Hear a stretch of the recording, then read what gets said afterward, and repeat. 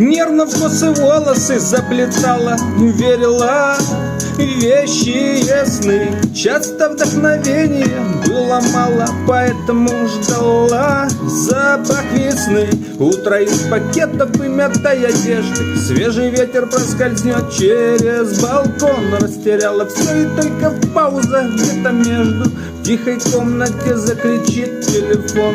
Под тротуаром город пыль пинает, решетки на окнах первых этажей. Она открыта, но никто ее не читает, а кто прочел, уже давно забыл о ней.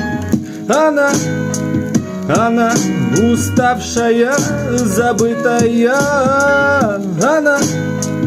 Она кому никто, кому-то бывшая. Она уставшая, забытая. Она кому никто, кому-то бывшая.